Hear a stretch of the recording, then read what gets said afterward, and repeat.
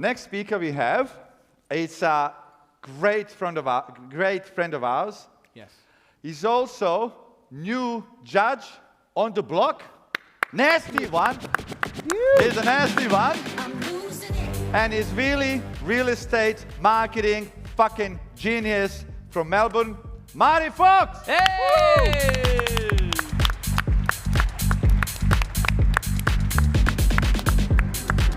I'm losing it. Never seen him standing. The best. The best. Unbelievable. My man. We thought it'll be more fun if there's three of us attacking Marty, full why not? stop. We'll just put some shit on him. He's going to be on the block now, and he told us to actually be really nice as well. So everything we really meant to ask him, we have to be more reserved now. Just a little bit more careful. Not really. Marty, we met some time ago, and enjoyed talking to you. So much to learn, so much knowledge from you to give to all of us. Who is Marty Fox? What made Marty Fox who you are today? I think, and first of all, so good to be here. Like last night's dinner was just unbelievable hearing everyone's stories, and it's exactly like what Josh said, how your upbringing really does transform who you do become. You know, nature versus nurture, it is a combination of both. And getting to the bottom of what makes you you, you really need to internalise and understand where you came from, because that will then always be respected. And for me, you know, I grew up with very young parents, 19 and 20 when they had us. We didn't really have much. I was saying there were times when, there was probably 3 or 4 years there where my brother, my mum, myself, we shared a bedroom. I remember kids at school teasing for the, lack of wealth and all those sorts of things which they valued, which I never really did. But for me, it was just winning the day, waking up, having good energy. But I was always fascinated with brands. Just growing up, I was always fascinated with design and brands and understanding why things were the way that they were. My mum always said, you literally did our head in. You always would ask why. So when I fast forward and go into the real estate industry, I would look at things and I'd say, well, why are they doing it like this? And why are they doing it like that? But that wasn't really until I was at a level where I could actually create Whitefox. So I remember I was 21. I studied at university over in New Zealand, and my girlfriend at the time, who now is my wife, we've been together for 18 years. And Charlotte, who's really the boss behind the scenes. And we've got 3 beautiful little kids, Freddie, Olive, and Bonnie, 6, 4, and 1. And we were sitting at this dining table, and I just finished university, put all this time and energy into it when I really didn't want to go. But I was going to be a hairdresser with my dad, and my mum said, there's no way you're going to be a hairdresser with your dad. I've seen your hair a couple of years ago, and you'd be picking terrible one, I tell you. But I said to Mum, well, if I go to university, will you come with me? And then she enrolled at 36 and came with me, and she did medicine, and I did commerce. And it changed her life as well, so it was a beautiful story. Long story short, I'm sitting at dinner with Charlotte's family, and they talked me into being a real estate agent, and that's how it all started. And in my first week, I printed out an A4 piece of paper, went back to my marketing degree and thought, how do I get noticed? And I printed about 20,000 plain white pieces of paper and just had, who is Marty Fox? No phone number, nothing? No phone number, no branding, no nothing. They all thought I was mad in this office. And I joined a very, very good office. And they said, well, how are you going to get a listing? How's anyone going to call you? How are they even going to know that it's our business? I said, it doesn't matter. But they're going to look to their partner and go, who's Marty Fox? And that's all I wanted. And the irony of that was when they did the media release for me becoming the new judge on the block, their headline was, who is Marty Fox? 15 years later. Wow. And it's almost like it was put into the universe and it came back in that same fashion. It's nothing happens overnight. And like you said, it's not just one thing that you do right. It is a combination of things. I've only been to Europe once in my life. Why? Because I was too focused on making sure that I wanted to give my family the things that I didn't have. Now, I had a lot of love, I just didn't have a lot of the nice shiny shit. And I was just fascinated with that stuff as a kid. But I wanted to provide for the family, which meant no holidays to Europe. Yes. And the same year that my wife and I got married, I emceed my mum's 3rd marriage, and I emceed my dad's 3rd marriage. And I said, I ain't fucking doing that. So it's just been always asking questions, always being curious. How do you become a good lister? How do you become a good seller? You ask a lot of questions, you're intrigued, you're interested, you want to know why they're doing it. Understanding motivation, for me, is the key thing. Understanding what drove you, Emil, what drove you, Josh, what drove you, Simon. When you get to the bottom of it, it comes through people doubting you. So you need doubters, you need haters, you need people to say you can't do it. Because ultimately, that little bit of drive is really what you need to prove a point. And for me, it's always, have I wanted to prove them wrong, or have I wanted to prove myself right? I've always wanted to prove myself right because my self-belief has always been so high. And I think that's really important, confidence over arrogance. When we had dinner last night, I as soon as I saw you, and I've obviously seen your brand, and I'm like, you've really got an art in the branding. You obviously understand it so well, the design, how you would come across on socials, everything. And I'm like, that's why I said you need to gear up, because when this block hits, like, you're like made for TV. You're going to blow the fuck up. And how you're going to seize that opportunity. My thing is, where did that creativity for the brand, for the design, you obviously have a knack for it. Was that something that you just always had? Has that come through the house? Yeah, I think it's, growing up, I had this appreciation for cars. I had this appreciation for brands. I was just obsessed with these really timeless companies. Yeah. And I thought, fuck, if someone in real estate has a beautiful architectural home, or they appreciate the finer things and all those sorts of bits and pieces, and if I looked at the marketplace and I felt them very agenty, I thought, well, wouldn't it be amazing to have a brand that suits their likes within product? So a very pivotal moment was 2016. I had a friend of mine who was a copywriter who ended up becoming my business partner in my marketing agency, Whitefox Marketing, which we branded TRG, so Gavin Rubenstein's brand. He was one of our first clients. We designed the whole brand logo and everything. And that then just ended up spurring on to, we did Boost Juice, we did Tennis Australia, we've done so many different brands, which is so random for a real estate company, but that's what we did. But I met Aidan, and I said to Aidan, I want to build a brand that doesn't sound like your typical agency. And he said, Marty, it's all about your tone of voice. Your visual identity is what people see, but the tone of voice is how you make them feel. And I thought, fuck, this is exactly what it's all about. And we went down this 3-month investigation as to who was Marty Fox and what had I built over that 8 years of learning the industry, and how do we put that into a brand. And that was trademarking different terms, the deal, obvious, seals the deal, having black and white photography, having particular style of boards, having smaller style of brochures, having beautiful leather and brass stands at inspections. There was like this level of intricacy that went across 20, 30 different things that made it very hard to replicate. Bold, polished, matter of fact. And the brand's pillars, bold, polished, and matter of fact. So we will not make a decision on hiring someone, doing something, launching an event, taking it home to market, unless it fits those 3 pillars. Is it bold? Is it polished? Is it matter of fact? Bold meaning, will people notice it? And these are really just pillars of me as a human. Am I bold? Yes. Am I polished? Squeaky clean. Am I matter of fact? I don't mix my words up. So that's what we wanted to build, and it just had cut through. 100%. The clarity. Talk of sacrifice. Quite often I talk to Simon and Josh and yourself. Sacrifice is just a huge part of our journey, and yourself, obviously. The sacrificing your time to even be here today. And that every single person that I ever talk to, we all sacrifice a lot. The question for you is, to be successful in anything, can you actually get there without sacrifice? Absolutely not. And the big thing for me is, it's sacrificing, for me, it was like sacrificing the ability to be bold enough to be teased or ridiculed or poked and made fun of. Yes. And for me, horribly bullied as a kid, various reasons, 7 different schools, broken marriages, lived in 50 different houses, always moving, always transit, had to move overseas for certain reasons. And being the new kid so many times, and being in a new area, and having to pitch just to have friends, to be chosen to be on the basketball team, and all those sorts of bits and pieces, that formed the personality that I've got now. And the bullying never stopped, because when I then got into real estate, the things that I was doing, my partners at the time weren't allowing me to do the things that I wanted to do. So I eventually just said, fuck it, I'm just going to start Whitefox.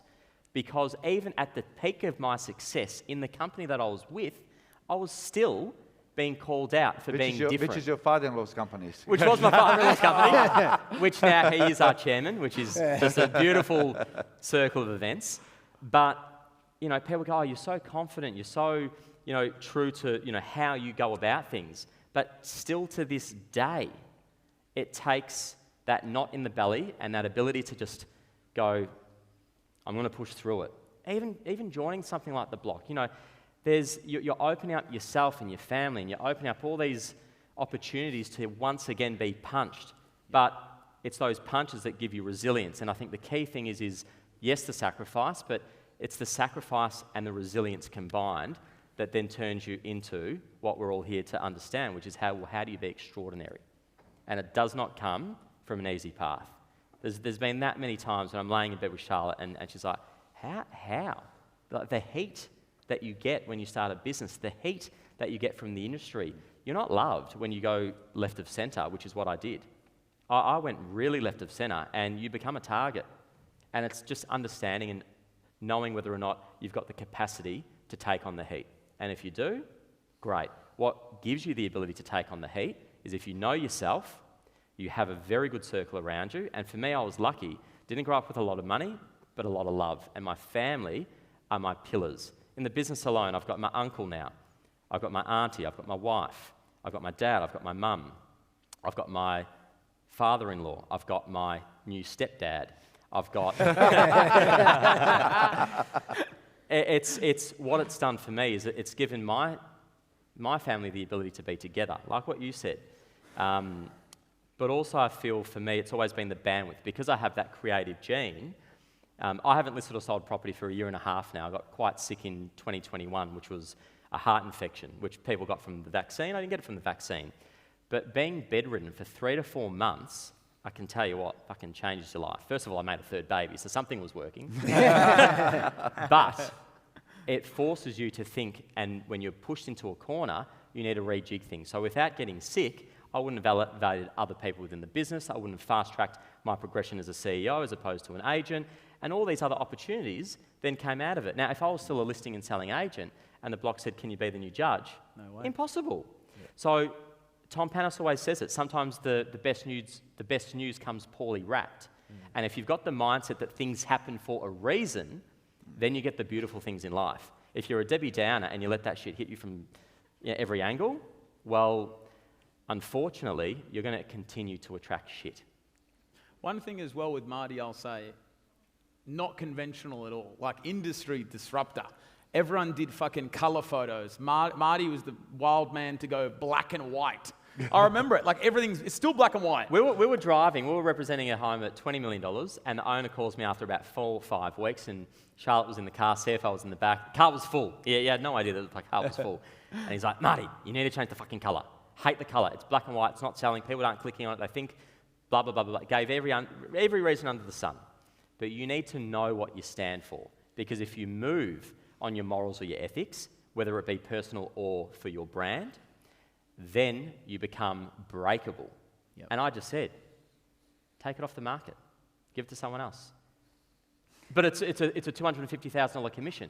I said, I'm telling you now, just remove the listing from online. Go with someone else.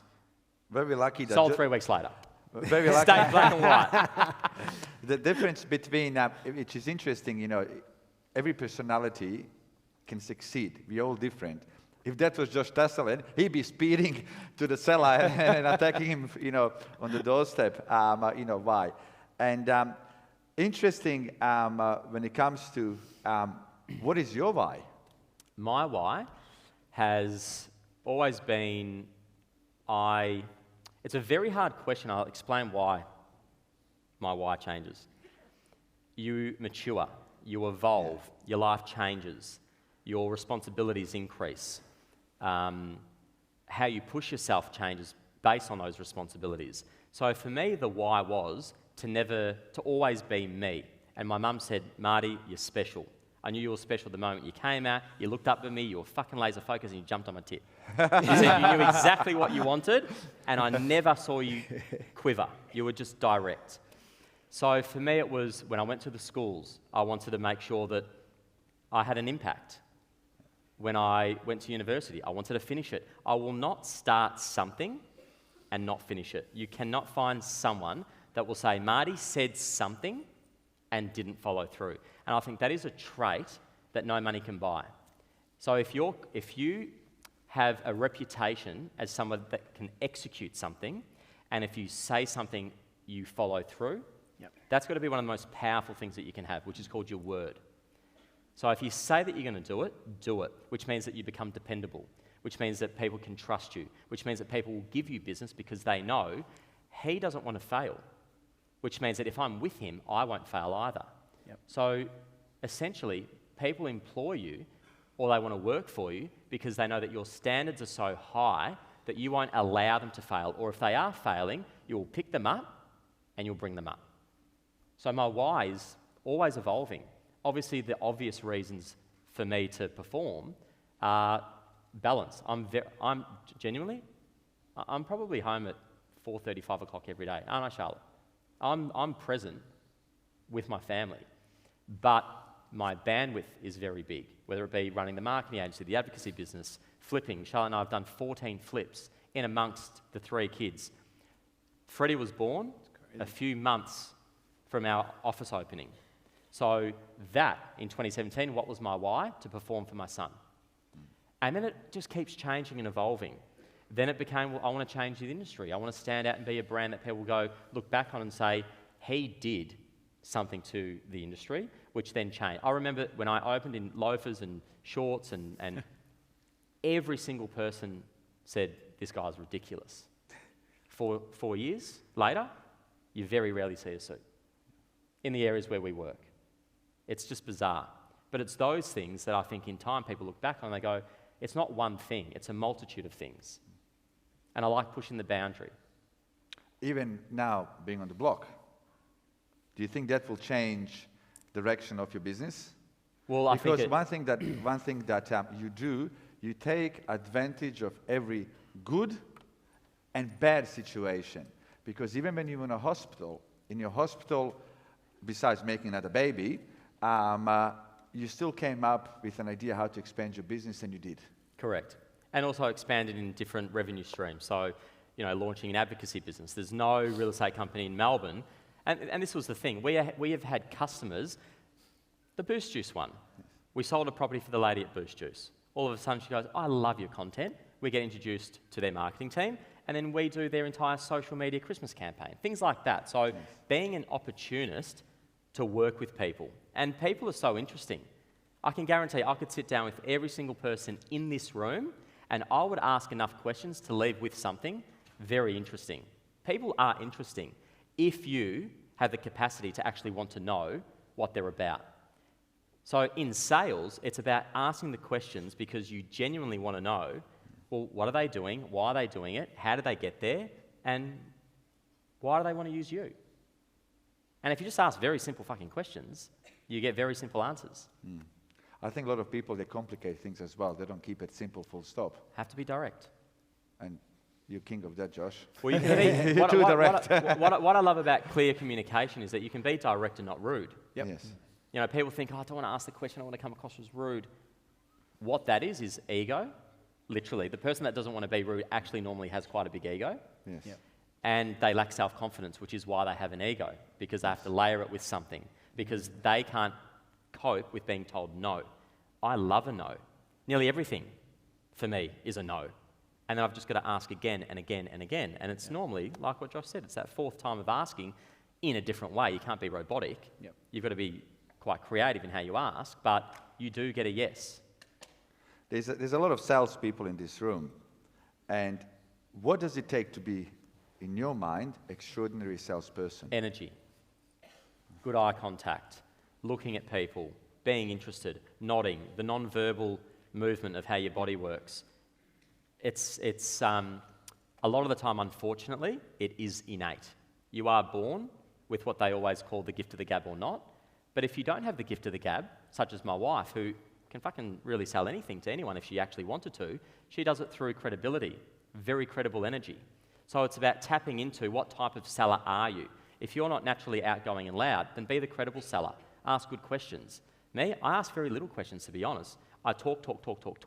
I normally, when I would go into a home, I'd say, look, I'm going to talk, and then if you have any questions at the end of it, which 99% of people don't, because I'm going to answer all your questions before you even know what the questions are, and that was just my style, and then we'd get to the end of it, and I'd be like, shit, you've covered everything.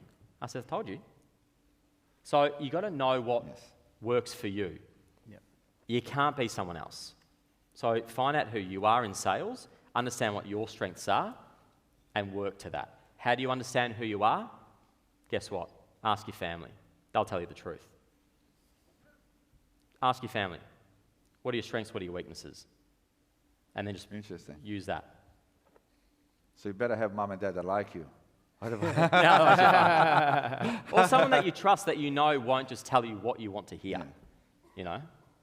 So that can obviously change your completely direction of your life journey. And your question was, what does the block then do? Well, the block then just changes the opportunities. I'm an opportunist. If something is put in front of me, I will want to understand, well, why would I say yes or why would I say no? Yes. And you need to do a SWOT analysis on everything. Every decision that you make, and I say it on the block, nearly everything needs to have 3 options. And it might be options based on how hard it is to get that particular thing, how much it costs, what you have to sacrifice to do it. You need to understand the strengths, the weaknesses, the opportunities, and the threats in nearly everything that you do. But where you become powerful and quick is when you can do it in your head very, very fast without the person in front of you seeing that you're doing that quick analysis on the spot. And that's called street smarts. Someone that's street smart will be able to do it at the drop of a hat. And you can learn how to do that if you understand the fundamentals of what it is that you actually want. 100. In practice. Before we jump off, because this is like real estate royalty up here in Australia. You don't, to get these 3 together on stage is, you know, absolute real estate royalty. Now, we're all in the market at some way or another. Give us mere mortals some sort of idea where it's going, please. Where this market's Interest rates going? on hold this week, you know, before... All depends if you want to sell or not today. Just, You know that question though? yeah. If I'm back in listing and selling mode and I'm walking into a house and people used to ask me about the market, it would always be which market? Because there's micro markets in every market. Are we talking luxury? Are we talking apartments? Are we talking off the plan? Are we talking rentals? Like, tell me what it is that you're actually wanting an opinion on, first of all. And then from there you can delve deeper. Yeah. Because everyone's situation is also very different. So the reason to sell is really birth, death, marriage, financial gain, financial loss, relocation. There isn't another one. They're the only reasons. So to understand, first of all, what's the situation? What is your motivation? Let them speak. That's the one question. And then from there, you can run. And specifically, one thing I always say, if somebody asks me, you know, how is the market? And I ask them, are you going to be buying in the same market when you're selling? They said, yes. Well, the market is for you the same. It's irrelevant, because if the market is completely fucked, you're going to be buying in the same market. So you might be getting 20% less for your home today because market is so affected, but you're going to be buying for 20% less anyway. So people always get excited, but oh my God, you know, I want to sell my house because market went up by 40%, you know, I'm going to get 40% more. You're paying 40% more the next day. Yeah, so what you're better to do, particularly in this country where we've got stamp duty, right? You don't have stamp duty in New Zealand. But when you're buying and upgrading in a flat market, your discount is bigger. So you do not upgrade in a rising market. You upgrade in a flat market. Great advice. What do you think, Josh? Look, you buy high, you sell low, you buy low. Everyone's got needs. Like some people, there was a rental crisis not too long ago. And then people, what they were spending on rent with landlords raising them based on interest rates, could afford a mortgage in that period of time. Yes. I think for any, and not, this is not giving advice, it's more just my opinion, under 800,000 now, if you're a first home buyer, you avoid stamp duty. So you avoid like $30,000. And all you need is minimum a 5% deposit or a 10%. So if you're buying a house or a unit for $700,000, you need $35,000, you don't pay stamp duty, and you can own a home. Obviously, we got the luxury in Australia, unless you overpaid or you buy something that's way overpriced, you can make great money. I think all of us on stage here have had property that we've bought, we've renovated. Like me and Sophie, when I lost my license for the first time out of 4, the travel from the Shire to Quakers Hill was killing me. And my mum was driving me everywhere. So then I said to Sophie, and Sophie was driving me, like early morning. Did she stop the Uber? Mate, everything. No, at that point she did, yeah. Yeah, good. Well, she was his private Uber. Yeah. I gave her a good rating. But yeah, I remember I was saying to Sophie, I said, you know what? I said, it's fucking cheaper for us to just own a house. And she goes, all right, buy one. So then I looked at my own stock because no other agent in the market would sell me shit. They all thought, oh, Josh is an idiot. He probably wants to take the listing. And then I had a sale rescind. A buyer couldn't afford in the cooling off period. And it was this nice 4-bedroom house, only 2 years old. And I bought it for $750K, what the other buyer paid. I didn't want to do the wrong thing. I said, I'll pay the exact same today. Sophie didn't even see the house. The next door neighbor, that was 2020. The next door neighbor literally just sold for 1.4 million. The same house. So how you build wealth. A lot of us on stage have not built wealth due to real estate. We've built most of our wealth through property. Emil, how many times have you bought property? How many times have you flipped? How many times have you sold for profits? The best thing about the primary place of residence as well is that we don't have to pay CGT, which is capital gains tax. So if you buy a house for $2 million, it goes up to $3 million. If you own it, you make $1 million. You don't pay tax on that. It's tax-free. So I think, yeah, a lot of our investments, all of us have portfolios, all of us have bought properties. Simon, spoke last night. He's building, a massive property that's going to be great. He's got an apartment that's 4 levels. Emil, he's building that ridiculous thing I saw on realestate.com, Hesentia. That looks fucked up. Like in a great way. You know what I mean? Marty spoke last night. Marty said off market, he bought his last house for a certain amount. It's double now. He's bringing buyers through off market. Everything's for sale at a price. Like me and Sophie, our neighbour just sold for like $2 million more than what we just bought for 2 years ago. And I said to Sophie, would we sell? And she goes, if we've got that or a bit more, our house is nicer, we'd sell. If we got 6, we'd sell. And I said, fucking oath we would. When's the best time to sell? When you don't have to. Exactly. 100%. So, if someone came to your house and said, I'll give you $2 million more than what it's worth, you'd fucking take it. I will sell everybody in the house. 100%. I'd sell all the fucking furniture. So my thoughts is, Giselle, is he in his spare room later? He's with Congo. He's with Congo. Emil last night was telling us about this man-eating dog that he's got that's ripping skin off trays to try and pat it. He's trying to sell us one of these dogs. He's sold one to Simon already. I want a dog. Fuck. And even funnier, Simon's buying one. He's in an apartment at the moment. I'm just excited that Simon is building a guest house. So if I do sell my home, I'm renting from you, Simon. Yeah. I hope you're okay. Big thank you to Marty Fox, Josh Tesolin. Very grateful. Very freaking grateful.